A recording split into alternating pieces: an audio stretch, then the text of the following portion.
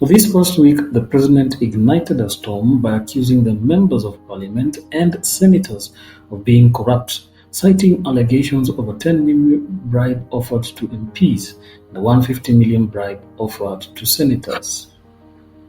Let me ask, for example, the latest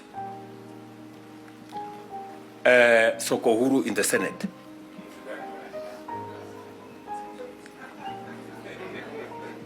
Because you have to accept, by virtue of the position I hold today, I am a consumer of raw intelligence. I know what's going on. Where does somebody find 150 million? Where? Huh?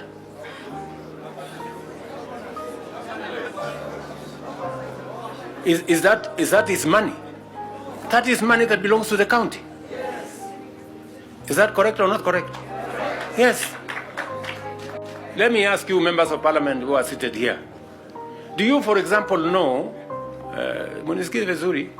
do you, for example, know that a few members of your committee collected 10 million shillings so that you could pass that law on anti-money laundering? Did you get the money? So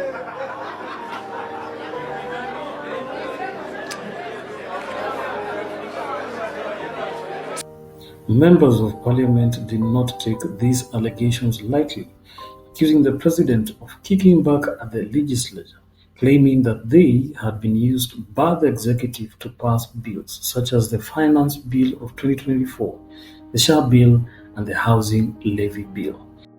Mr. Speaker, to take you back to the events of 2024, these members of parliament were nearly killed in this house as they defended democracy and the rule of law. Mr. Speaker, after that, there were some allegations that money had changed hands. I think there was a figure of 2 million that time. And members, some of them even lost their property. Their houses were burnt. Others lost livestock and other things. So, Mr. Speaker, an allegation of bribery against a member, especially the figures that are being touted, even makes it, we feel endangered as you walk the streets. People, first of all, imagine you are some 10 million or some 150 million, and others possibly think you are the worst enemy of the people. Mr. Speaker, we have been called MPs. We have been called all manner of names. So as I conclude, Mr. Speaker, I want to urge you, as the leader of this House, to do whatever it can, Mr. Speaker, to defend the integrity of this House. And Mr. Speaker, we must first of all, and if you allow me, since I had a substantive motion, Mr. Speaker, add me only 2 minutes so that I finish. Mr. Speaker, it is important that you lead us to restore the dignity of this House. And there are certain things that we must stop doing. First of all, we have what I would call an unholy dalliance with the executive. Mr. Speaker, this House has to stop being a choir for the executive. The MPs further defended themselves by demanding that the source of funds should be scrutinized, as there is always a sender and a receiver.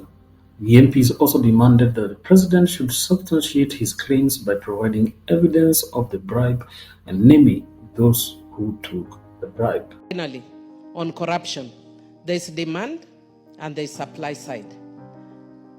We have had and we keep hearing a lot on supposed or alleged demand. As a governance expert, tell us the supply side. If you are serious about dealing with corruption that is bedeviling this country, let us look at demand and the supply side. And as a Christian, Mr. Speaker, I want to remind us that I was taught a song. Kila mtu atauchukua mzigo wake mwenyewe, na kila mtu atapewa habari zake mwenyewe mbele za Mungu, siku hiyo itakuja. Individual responsibility. While government officials and leaders have been accused of corruption, it is important to note that corruption is not an issue that only involves the top cream. Corruption is deeply entrenched in Kenya. and has been synonymous with the citizens involved in their own share of corrupt deals. We all admit here that Kenya is corrupt. The institutions are corrupt. We admit that the corruption in Kenya is no longer systematic, but is systemic. It is wholesome. It is ingrown in an institution, and it has become normal. In fact, it is true that citizens have also been involved in corruption, citing examples such as bribing police officers when they have committed offenses, cheating in examinations whereby people actually pay invigilators or teachers to leak exam papers. In other cases, citizens have faked documents, that is, buying forged certificates, IDs, or travel documents instead of following the legal process. Some citizens have also evaded tax, that is, underreporting income or bribing tax officials to avoid paying the correct tax. Some citizens have also been appointed to job positions even when they did not meet the right criteria, which is what we call nepotism or favorism. Others have actually smuggled illegal goods at the borders, paying custom officers to let the good pass without duty. And so it is evident that citizens have also been involved in corruption, and that we should not just accuse the top leadership of being corrupt. In Kenya today, paying a bribe is often not a choice, but a condition. According to the National Ethics and Corruption Survey 2024, 43.3% of those who paid bribes say it was demanded, while 23.3% said it was the only way to get a service. Another 18% paid to avoid delays. Nimeshatoa hongo. Hata kwa polisi wa traffic nimeshatoa hongo. Most bribes were paid to access county services, education offices, public works, and even healthcare. Disturbingly, the average bribe now stands at 4,878 Kenyan shillings, with some job seekers paying up to 243,651 Kenyan shillings to secure a position in the county government. And yet, 97.2% of Kenyans who paid bribes never reported it. The fear of retaliation, apathy, and lack of trust in authorities silences them. Kitambulisho yangu ilikuwa imepotea. Na ndipo ikuja haraka waniitisha 500. Kwa hivyo kwa serikali mimi natoanga hongo. Na hiyo ni kawaida, hata ni kawaida kwa serikali ya Ruto. Hata ya Kibaki, hata ya nani, hongo kama utoi ilikuwa shida nyingi sana. Hugehurumiwa. The effects of corruption have very significant impact on the lives of Kenyans, because corruption drains resources that could have otherwise been invested into key services that are desperately needed, like healthcare, employment, education. Corruption also hinders the country's economic development by adding to debt levels and limiting government performance. In fact, the high unemployment rate amongst the youth can significantly be attributed to the high level of corruption that robs institutions of useful resources that could have been used to create jobs and pay wages. See leaders speaking about this thing as if it's just a game. Do you know what 10 million can do to the youth? Do you have an idea? It might be little to you because every one of you, many of you are just thieves. And then you are the same people coming here to jam our internet so that we are not able to speak to the people.